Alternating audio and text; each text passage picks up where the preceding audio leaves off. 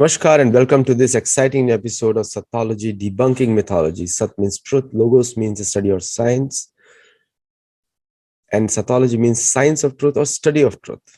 And many different words come from Sanskrit root word Satya, Satya Pratigya, which is all means truth or following. Many new words have formed. Opposite of that is mythology. Myth is a Sanskrit root word combined with Logos. Myth means fake lie, imagination.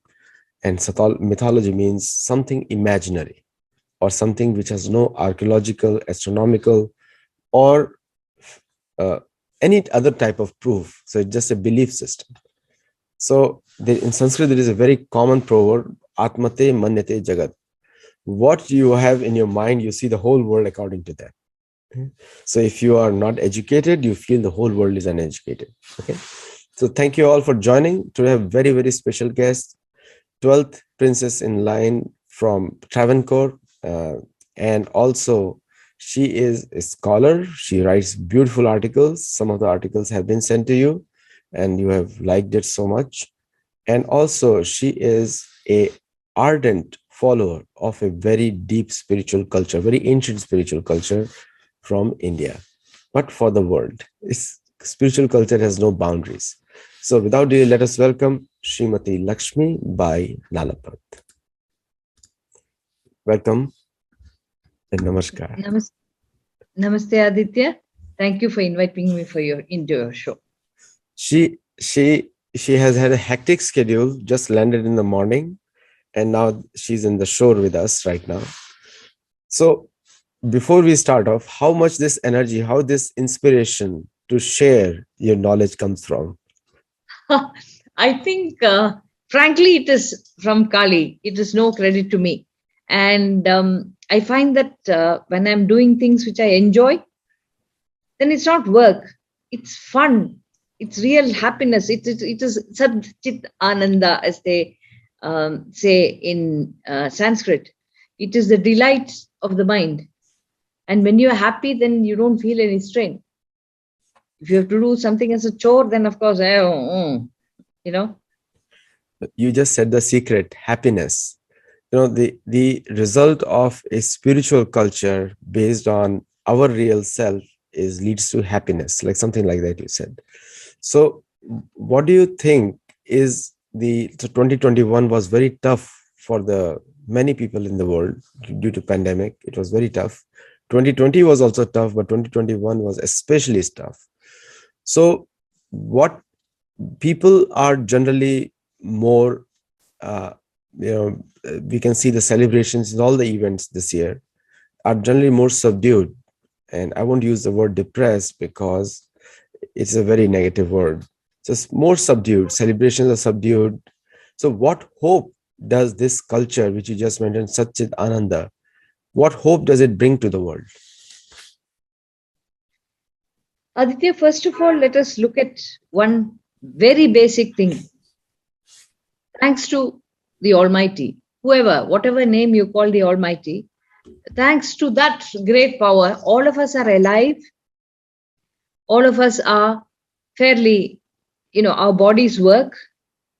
It's very difficult to keep your mind. I'm not saying it's impossible, but it's very, very difficult to keep your mind in an even keel when your body is suffering.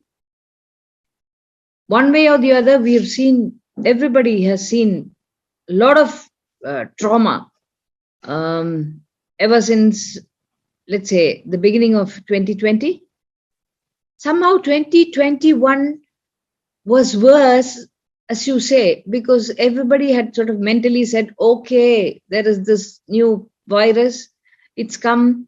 We found a vaccine and we're getting out of it. What my views on the vaccine is, I'm not going to share now. But because a lot of people who have taken vaccinations have been down with corona. I have had corona too. And frankly, I've had, many times I've had viral flu, which was at least 10 times worse. So let's not go into that. But the fact of the matter is, everybody thought, here's a vaccine, now things are going to go back to normal. What we mean by normal is simple things. uh, going and visiting friends, giving them a hug, you know, bone squeezing your nieces and nephews, just going out, sitting on the beach, very, very simple things. We now have found that it is no longer possible to do that. Our humanness is under threat by a virus which nobody can even see. This is our problem. And when in 2021, nothing actually changed, and now with this Omicron variant, people are scared. And this is our situation. This is the situation that we are in. Now, the question is, how do we get out of it? We can't all sit at home and, cry and have these crazy, crazy lockdowns, which serve no purpose. We can't withdraw into shells. And that is actually the two things which I have discovered is that the older generation, not in India, because older generations are not sent to homes and things like that. By and large, they are still within their families with their, children and grandchildren, nephews and nieces and grandnephews and nieces, grandnieces around them. But people who are in homes, the older people, they have been cut off from meeting younger people, and it is hell for them. The trauma for them is hell. There's another section which I see worldwide, including in India, and that is kids. Most people now have one kid, maybe two kids, not more. And these kids don't know how to socialize. We grew up in first of all, we grew up in joint families where it is, you had people from age 0, newborn kids, to people who were 86, 90. So we could socialize throughout the ages and throughout people. But these kids who are doing their classes, education, kindergarten, pre-kindergarten, on the net, on Zoom schools, they have a genuine problem. They do not know how to behave with each other. Now, having said all these terrible things, that we have to go on, right? We're not going to commit mass suicide and things like that. Now, how do we do it? What is it that we have to look forward to? Take our Sanatana culture. Let us take the example of Srirama. Srirama, who was an incarnation of Mahavishnu, not only was he an incarnation of Mahavishnu, he was also a king. He was a king of Ayodhya. Look at the problems which Srirama had to go through. Everybody talks about Kaigeyi's ambitions for her son, Bharata, to become the crown prince of Ayodhya in Srirama's stead. Has anybody paused to think that Kaigeyi was a great favorite of Srirama? Can you imagine what Srirama would have gone through when Kaigeyi insisted to Dasharatha, King Dasharatha, that he give her two boons, which is send Srirama into the forest and make her son Bharata the king. Srirama, I think, would have been more devastated about the fact that his father, his beloved father Dasharatha, was being hurt so badly by Kaigeyi. Dasharatha begs, cajoles, even threatens Kaigeyi and says, please don't ask me to send Rama away. And Kaigeyi is, of course, very obdurate. Can you imagine what would have gone through Rama's mind? If you go to Ayodhya, there is a beautiful, so beautiful, even now. It is called Kanak Bhavan. That building was the building which was given by Kaigeyi to Sita. When Sita comes to Ayodhya as a bride, Kaigeyi tells Sita, look, you have come from your father's land. And this is very much Srirama's land. Ayodhya is Srirama's birthplace. Everybody is his. I want you to have this house in your name for yourself, so that you will feel you have a place in Ayodhya which is yours. Think of the sensitivity of that lady. And please, she's doing it to her but still stepdaughter-in-law. Now that's such a wonderful thing. If anybody who goes to Ayodhya, please go to this place, because it's marvelous.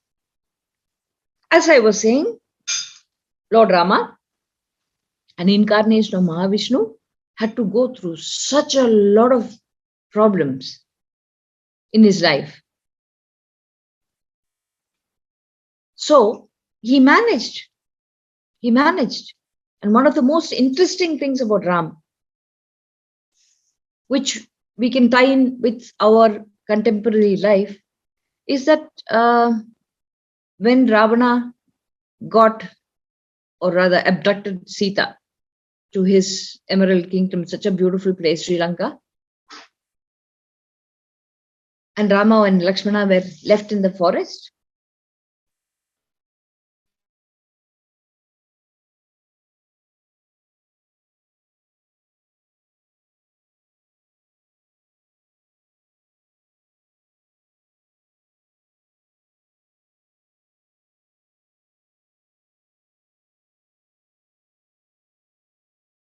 Rama could easily have said, forget it. Rama could leave Sita there. He did not arrange unknown to him. He struck up friendship with, thanks to the aegis of Sri Hanuman, it must be said. He struck up a friendship with Sugriva, and the Vanars were a completely different species. This exiled prince of Ayodhya was able to make friendship with them. They did the impossible. They did the engineering impossibility of building a Ram Setu, or a bridge now known as Adam's Bridge, from India to Sri Lanka. Sri Rama's army crossed the bridge, went to Lanka. Please remember, he fought Ravana not on neutral territory or on Indian territory. He fought Ravana in Ravana's territory, and he won. At any point, he could have said, look, there are lots of problems. There are too much problems. It's not the lack of problems which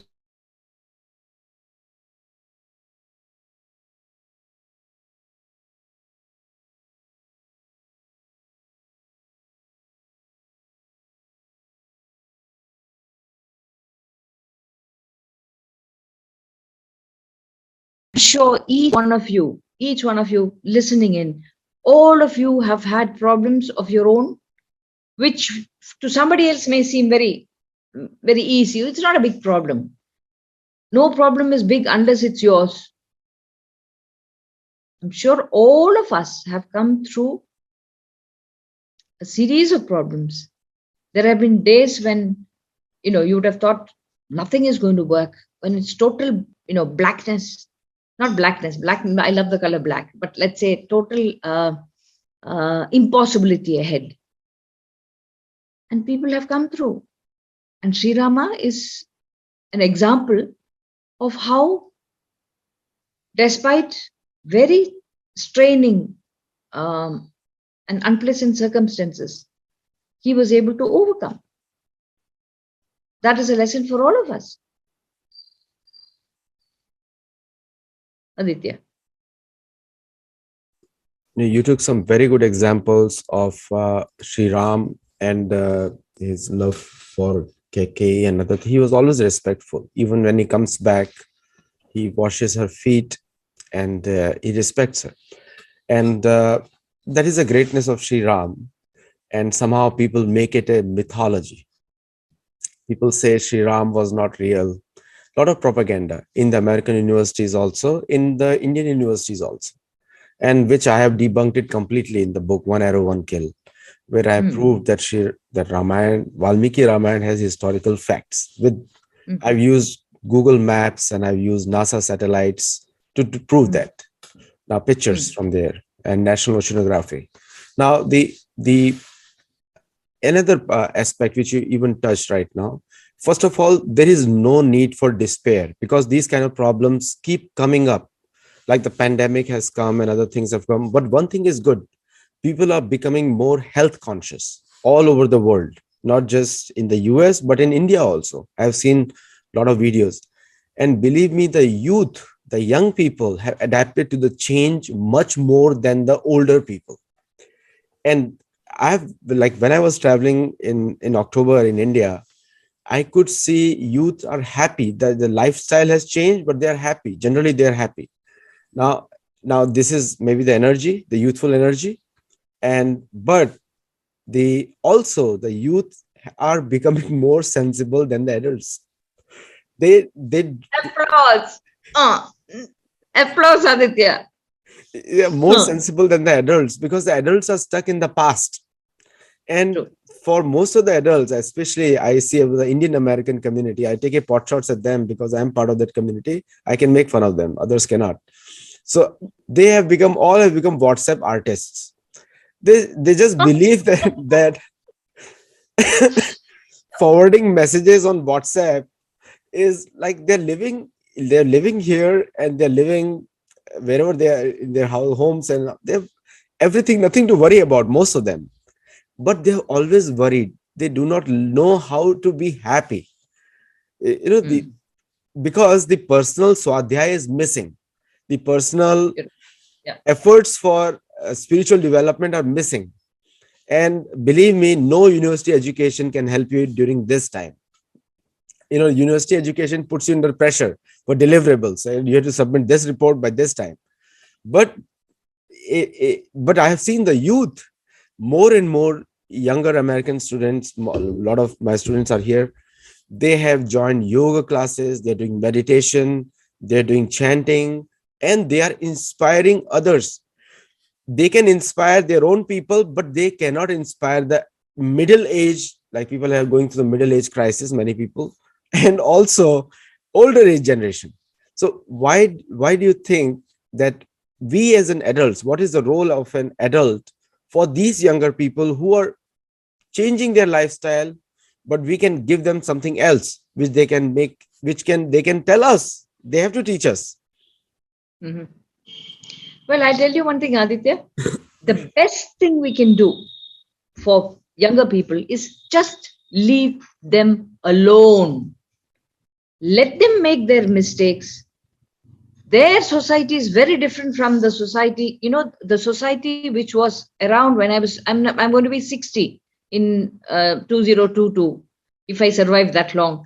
The society that was there when I was 20 years old is very different from the society that is now there for the 20-year-olds. So if they follow what my pompous formula for survival and betterment is, they are going to land up in a huge mess. And this is something which a very wise person has taught me. Each generation has its own pluses, minuses. Each generation makes its own mistakes, and each generation has its own achievements.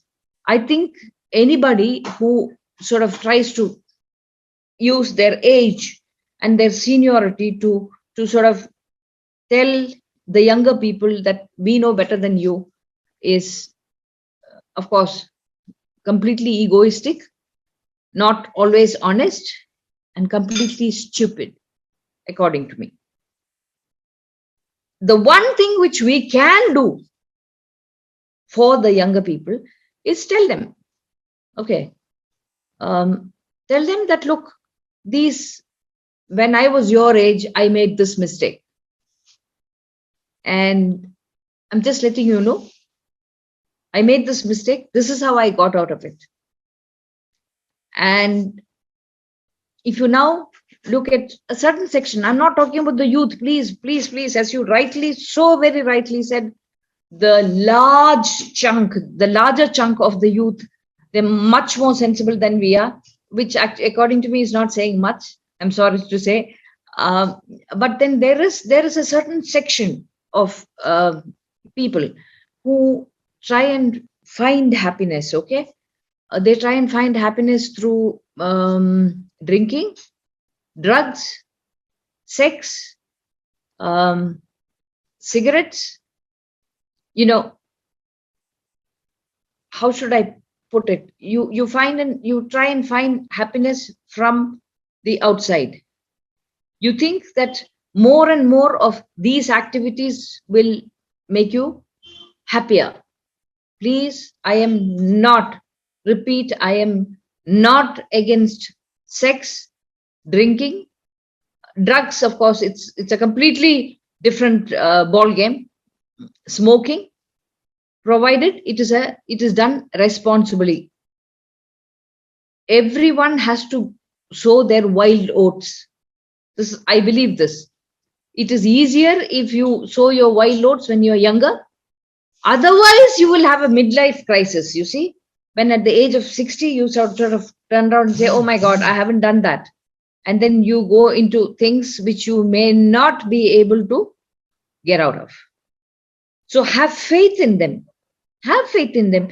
When they make their mistakes, be there to pick them up. Don't tell them, "I told you so." Okay?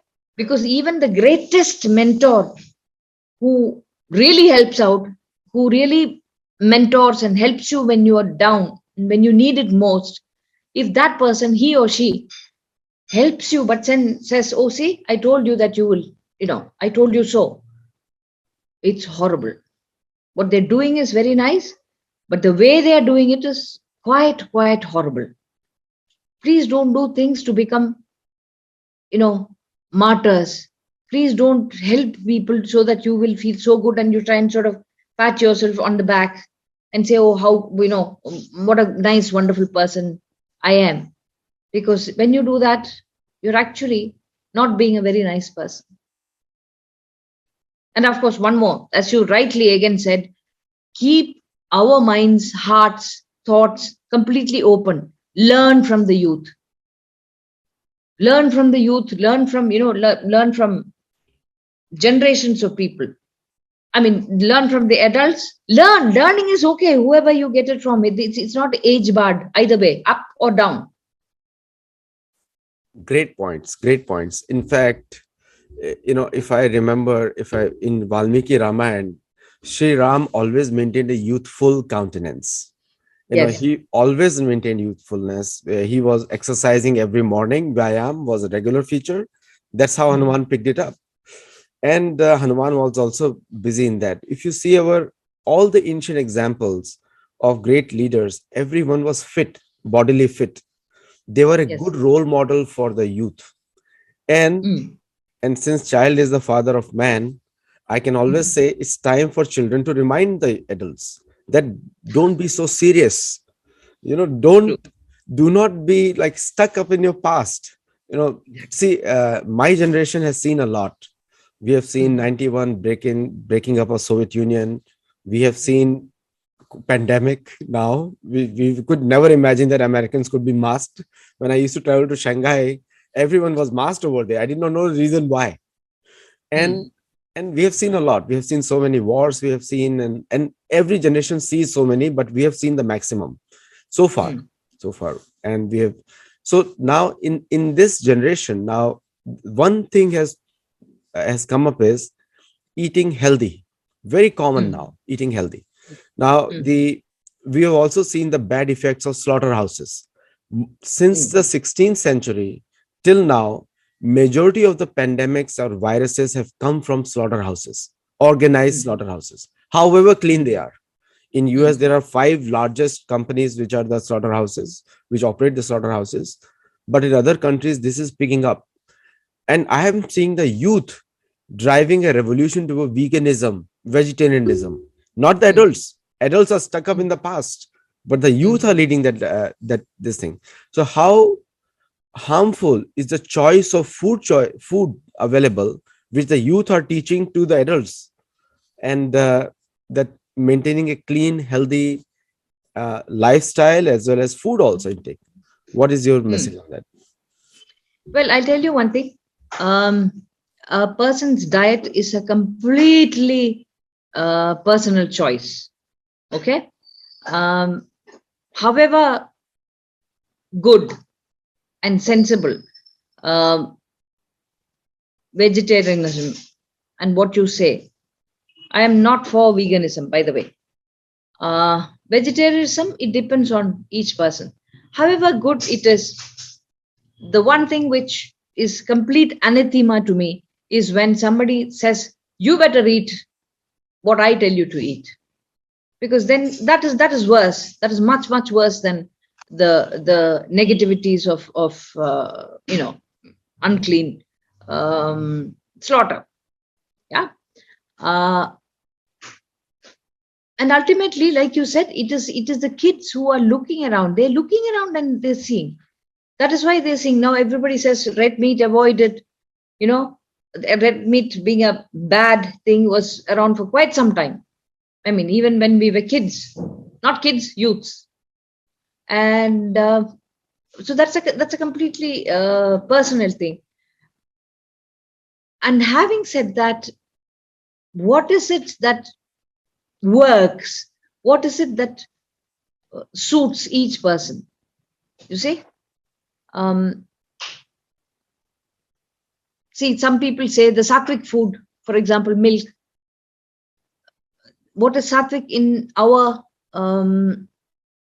system of values is it's a no-no for vegans. And in Ayurveda, milk is a no-no because their standing is that, have you ever seen any animal have its mother's milk beyond a certain age? So it's not there. So then you offer milk to the Lord as prasadam, as one of the most sattvic. In fact, there is a fact about vegetarians and non-vegetarians in human terms. I'm talking about the buffet. Now, if you have a buffet divided into vegetarian and non-vegetarian, the non-vegetarians can eat in the non-vegetarian section as well as the vegetarian sections. But the reverse is not true. Now, take a goddess like Saraswati. Okay, you offer her milk, you offer her completely sattvic food as naivedyam or consecrated food, because she stands for learning, she stands for the highest of higher things which are supposed to be sattvic. People are probably going to kill me for this, but Mahavishnu is rajasic. Because Mahavishnu, Srishti, Sthiti, Samhara, Srishti, creation, Sthiti, maintenance, and Samhara, the annihilation. Now, Mahavishnu is in charge of the Sthiti, and he's certainly Rajasic and not Sattvic. See, each devotee might take that one aspect of their beloved deity, concentrate on it, and say that, oh, this this facet of that Shakti is Sattvic. We may respond to the Sattvic or the Rajasic or the Tamasic. Because there's one question which I would like to ask. You say that Tamasic is bad. Who created that Tamasic? Was this Tamasic created by somebody else other than the all-powerful Shakti that, or the all-powerful Almighty that we believe in? And the second question is, without Ravan, where would Ramayana be? It is because of Ravan that the whole story takes place. So this it's like daylight and night. You need one for the other. So this over stressing on one side will always end in the pendulum swinging the other way. And the greater the pull on one side, the greater the swing on the other. This is something which I've seen. And exercise, I'm a very, very lazy person. Okay. I do yoga when, oh my God, I better do yoga. I mean, I would be lying if I said that I do yoga every day, but I like it. It relaxes me. Again, it's a very personal choice. Now, do I get on the treadmill? Do I do yoga? Do I garden? Do I plant things? Because when you work in the garden, you sweat it out. So these are all, again, very, very personal things.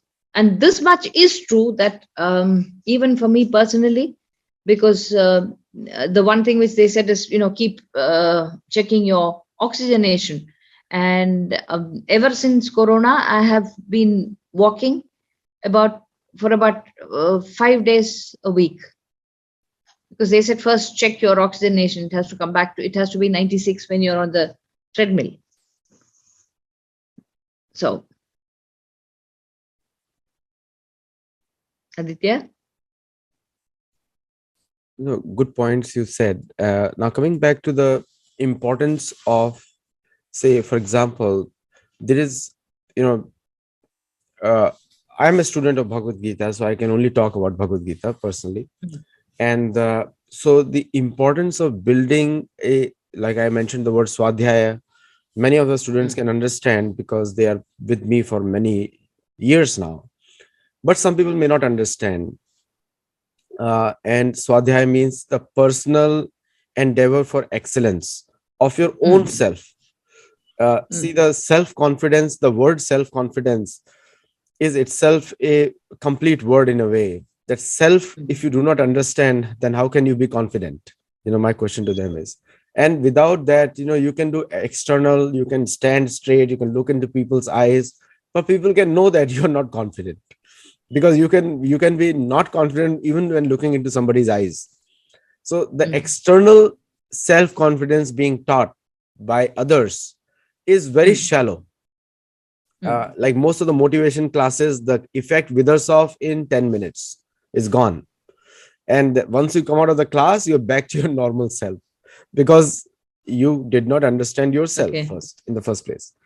But being a student of Bhagavad Gita and following the qualities of our soul, understanding it, then, and our own personality, our own habits, our own behaviors, our own mindset, it helps me to build a better outlook of the world for me, so that I don't get threatened by it. And that is Swadhyaya, where you study and you make yourself better every single day. What do you think, according to you, is needed for self-development like this, based on the real self? I don't know if you know. I'm just telling you an anecdote which connected with the Ramayana first, then I'll go to the other thing. They say that this is a Malayali that is from Kerala. This is a story from Kerala, that Valmiki had killed one of the two cranes who were so loving, and the crane who survived asked Valmiki, the author of Ramayana, how could you kill? How could you kill? So so Valmiki says, I think his name was Ratnakar before he became Valmiki. Asked Ratnakar, how could you do this? So he says, I killed to eat, and I have to eat, and my family has to eat. So then the surviving crane says, go and ask your family, your wife and kids, if they will take, they're taking their part, taking a share of the food which you provided by killing. Ask them if they will also share the sin that you have incurred. So he goes back to his family, and he's quite surprised to find out that they say, no, it's your job to feed us, but we want no share of the sin that you have incurred. And then that is when he starts thinking, and he cannot say Rama, okay, because he was a hunter. So one of them says, you say Amara, Imara. Now in Malayalam, Mara means tree. Amara means that tree. Mara means this tree. So so he is told, please repeat Amara, Mara, Amara, Mara, Amara, Mara many times till you start saying Rama. Amari, Mara, Mara, Mara. It goes like that. And so that is what they say. Now, as in the case of Valmiki, killing was ensuring that his bodily needs were taken care of. His responsibility to his family was being taken care of.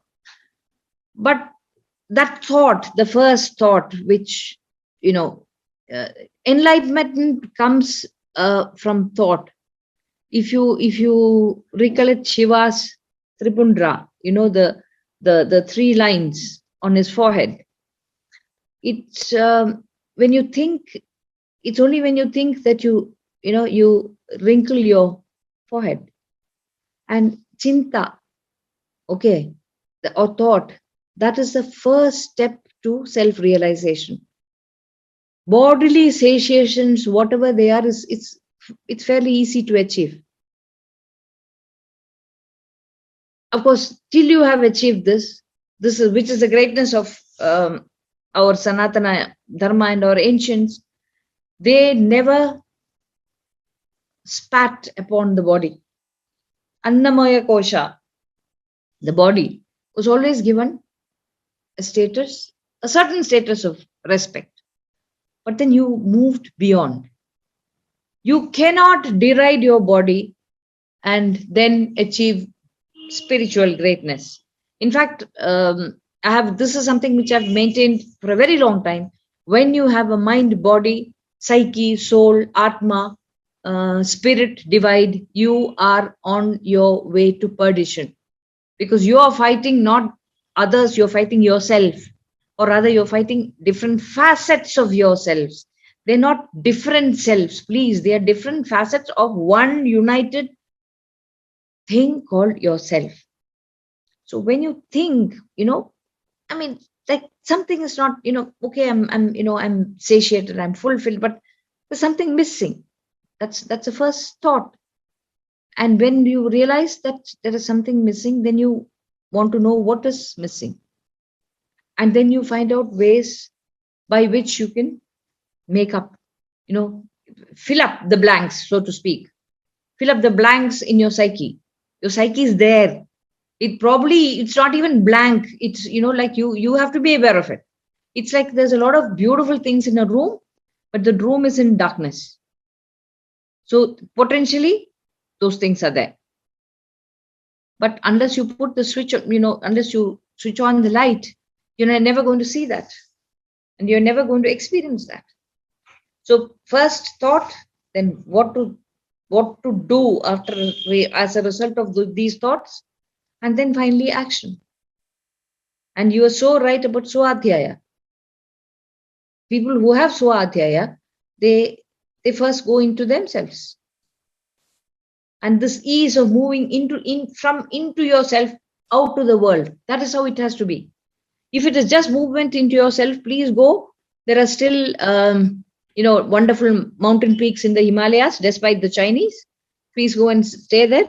Go and do your sadhana. Go and do your quest for self-realization. I'm not mocking it. There has to be that ease. Why does it always has to be either or? Sanatana Dharma does not say that. It has a place for Ravana. It has a place for Srirama. Where would Bhagavati be without Mahishasur? She would not have the name Mahishasuramardini. You see? Krishna comes and take everything. There's always, and this is not limited to India, there is always side A, side B, and there's a conflict. And there is a resolution of conflict. Even in us, would I prefer to learn? Would I prefer to chant, or would I prefer to, watch Netflix? It's my choice. Netflix is the easier option. Just, press a couple of buttons and then you enjoy yourself. But then 2.5 hours goes. You know, the very most of the, because of the pandemic and lockdowns, and the people are watching more Netflix. There are very few people who will say they're not watching, and I can speak for many people here who are who I are watch. I who watch. yeah, who have to go through that because you have to spend time. But anyway, the also this year has taught us to go outdoors. Mm. In fact, most of the outdoor companies in the US who are selling outdoor gears and or outdoor equipments, their share prices and everything is rocketed right now. Your people are Mm. going more outdoors. This is a very plus point. At least now beginning to see that the life is not within the city. And Mm. like you said that it is impossible for go many of us to go to Himalayas or to mountains within the United States. It's not possible because our bodies are not that capable. We are not used to that kind of lifestyle. But at the same time, Swadhyaya can be done anywhere, whether you're in a mountain or interiors of a country or you're in the city, anywhere you can do it. You can be happy anywhere you can. And for me personally, Bhagavad Gita helps me a lot because I I can see myself anywhere comfortable, getting comfortable in any situation. So the problem is that people want certain situation to be there to be happy or peaceful or be comfortable, which is a very impractical expectation, because you have to learn to be happy in any situation what you can, because if you're not happy, then you're automatically not peaceful. So don't try to be just peaceful, just first try to be happy in whatever you can do. If you have to eat more to be happy, just do that for that moment. That's a more practical suggestion. So what do you think, how can Bhagavad Gita help them in working on this? It's the only book which talks about the soul. No other book talks about the soul. Very few other books talk about the soul. What is your message for that? Aditya, you're the expert on Bhagavad Gita. I am not. Okay. But from whatever, very little. I mean, I know probably point not 1% of the Bhagavad Gita. Okay. But the one thing which Krishna tells, you have to correct me if I'm making a mistake. Okay. The one thing which Krishna tells Arjuna is just go there and do your job. Just do it. Okay. He does not say, oh, poor, my poor little cousin, it's okay. None of the sob story, the so-called In fact, it how chastises to him. Kutastu kashmalam vidam. Visham. How have you forgotten all these things? It questions him. see. I'll tell you one thing, Aditya. Um, Somewhere, this is now. Let me tell you the negative side of it. It's a small negative side of it. Then I'll tell you the huge positive side of it. Lots of people think that Bhagavad Gita is a manual for war. It is not. But at the same time, this is the negative side of it, okay? But at the same time, Krishna makes it extremely unambiguously clear. Please go and fight for what you want, okay? Even Srirama goes and fights Ravana. He's open. He sends Hanuman as a duta or a messenger. And he says, you send Sita back with respect, and it's okay. I'm not going to come from Ayodhya and take over Sri Lanka. I'm not going to put my puppet, Vibhishan as the king. I'm not going to remove you. That's what he tells. That's what he tells Ravana. Unfortunately, because of dare I use the word pseudo-liberal people, it has become fashionable to make friends with people who harm you. It's okay. They say it's okay. We have to, it's like if you're slapped on one cheek, show the other. It's okay. Somewhere that is denigrating you. God forbid somebody attacks someone you love. Are you going to philosophize? Or are you going to see to it that the person's or the person you love is safe? Is safe. So this kind of fake um, martyrdom. It's martyrdom, okay? Martyrdom is a dirty word, according to me. Martyrdom, sacrifice, these are all extremely, I mean, I would say they are vulgar words. Why do you want to give up something better for the sake of something worse? That means you're stupid, you're dumb. If there are things, and I'm sure there are things for each of us that are worth us standing up for, are worth us fighting for, if we do not do that, we are first of all betraying our deepest, best self. And in our deepest, best self, there is something called divinity. It does not matter what you call it. The day somebody is able to artificially make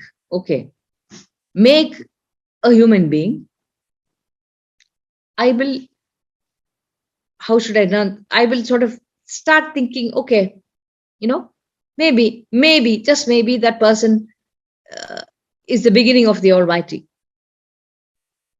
We have no power over creation. We have no power over death.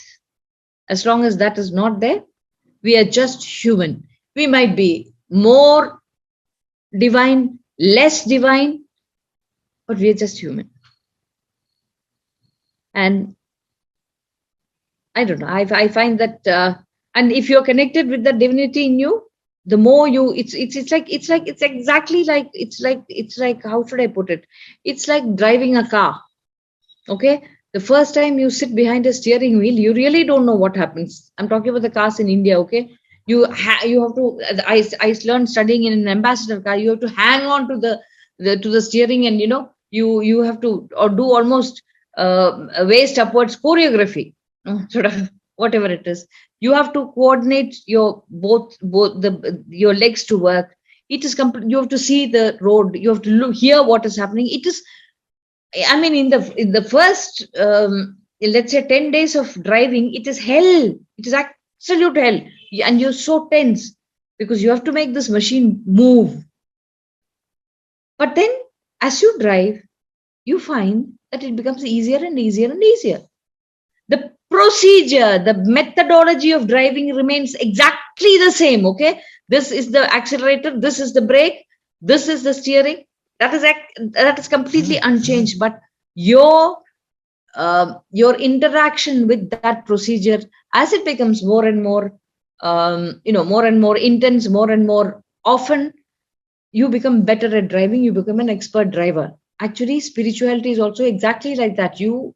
There is God in us, there is divinity in us, whether we acknowledge it or not.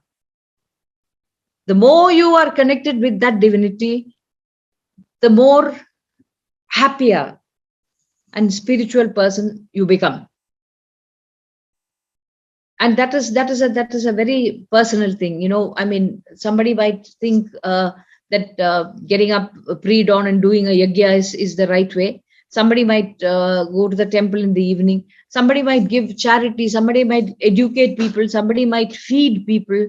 Somebody might pay for somebody's, medical expenses. These are all acts of God. And I cannot say that one is better than the other. I can say that, look, this works for me. That's all. Like you have found everything in the Bhagavad Gita. I have found everything in Kali. There's no contradiction, Aditya. It is like it's like we're going out for for a meal, and you say I'll have chaya and I say I'll have a coffee. You see? That's right. So there's no moral judgment in it, which unfortunately is, in certain respects, it's not true. No, most of these judgmental feelings are mostly in the adults nowadays. The WhatsApp artists. Youth generally have very little, and somehow that's why they're innocent, and that's why they can do more. sometimes they're more efficiency, they're more friendlier also, open-minded also. And that is the best thing. And the worst thing is, youth have to, because there's so much propaganda today. That's because of these, I call it immature adults who have become WhatsApp artists. And Hmm. and there's so much propaganda that they target the youth. So youth have to understand what is mythology, reject it, and look for the truth. And searching for the truth is an individual responsibility. Nobody is going to tell you, because in this, Hmm. that's why it's called Kali Yuga, which is age of quarrel and hypocrisy, everywhere Hmm. around us. And the Hmm. youth have to make a conscious choice. At least lessons learned from 2021. You can't trust the media, you can't trust anything nowadays. You have to look at multiple sources and come up with your own analysis. And that is the most important message of 2021. What do you have to say? That's actually what the first comment which I have to make, Aditya, is that your young students must be adoring you. Okay, because this is very different. It's very difficult to hear it from a teacher, because lots of teachers are, look, I know better than you. So that's how Exactly. they become teachers. But that's not the way. I mean, you become a teacher when you share knowledge. Yes. And you have to, I have to make your mindset of scientific analysis. You know, Yes. I believe in something or I practice something, but still you have to check me out whether I'm saying the right thing. Check me out. And that's how, like in 60s, there was a mantra during Vietnam War in the US: don't trust anyone above 30. Now, so Yeah. so the youth, the new mantra in the US is don't trust anyone above 27 now. It has gone down. Okay. Okay. So Okay. so the point trying to say is, okay, you don't have to trust me, but I can show the light, but you have to again doubt me that yes, I may not have shown you the right thing. Then do your own analysis. So the responsibility of finding the truth or sat is yours. and True. and that's why we say, I don't say this is what Bhagavad Gita says. I said Krishna says it. Now you have to go to Bhagavad Gita and search it out yourself. That's a way to go about it. Like if somebody says Yoga Sutra says this, now Mm. everything is available on Google, everything is available on the, please don't trust Wikipedia, for God's sake. But other than that, you can trust everything else. But if you go to the textbooks, we have forgotten the reading habits. We don't read anything. We don't read Exactly. the ancient texts. So somebody is writing a commentary on some Veda, but you have to check out the original version also. Exactly. Don't go by the commentary. Yes. And like that, whichever faith you follow, go back to the original text, read it, and check it out yourself. Does it apply to your common sense or not? Does it apply to like hurting anyone else for no reason? I mean, is actually a uncommon sensical act. So, but Mm. check it out, because and that's what yoga, swadhyaya, and meditation does to you. Brings your inner intelligence, self confidence, and also helps you uh, debunk all the WhatsApp artists, because there's so much messages being passed on for no reason. Okay, I'll stop here. Do you have to add anything, Lakshmi, please? In the very end of Bhagavad Gita, because this is a bit which I have read in translation, but it was read out by a very knowledgeable person I trust. Krishna tells Arjuna, I have told you that this is what I've told you. Now you apply your mind and you decide. Now, Yes. if Krishna could have the sense, as you said, the commonsensical, as opposed to the non-commonsensical approach, and if he had the largeness of heart and the vision to let others decide for themselves, who are we to be super Krishnas and say that this is our Bhagavad Gita and you better listen to me or else. Yeah, you're very rightly. And then he said, he leaves it to Arjun and says, Yathechasi tadha kuru. Whatever you think, do it. Now, Do it. Arjun Yes. says, I have understood everything. Karishe vachanam tava. So, Correct. Arjun, after So the intelligence is giving a big push in Bhagavad Gita, and Krishna trusts you. Yeah, of course. Bhagavan trusts you, and therefore he knows that you are going to make a good decision. So the persuasion act is embellished in Bhagavad Gita. Bhagavad Gita is not forcing you; it's persuading you. Now decision Correct. is yours, and we follow Correct. the same thing at Sattology. We say, okay, we may not be just use your intelligence, use common sense, use some benchmarks to study. This is a scientific way of building and debunking this entire pandemic-based depression theories. And please don't become a WhatsApp artist, Instagram artist, or Facebook artist, or don't be a vicologist, because vicologist has destroyed many people. Please don't read Sanatana Dharma from Wikipedia. Okay, don't become vicologist also. So thank you so much. If you, Lakshmi ji, always a pleasure to talk to you. I know you had a long trip, and but still came on the show. Very grateful. Namaste. Thank you so much for having me, Aditya. Namaste. Namaste to all of you. Thank you.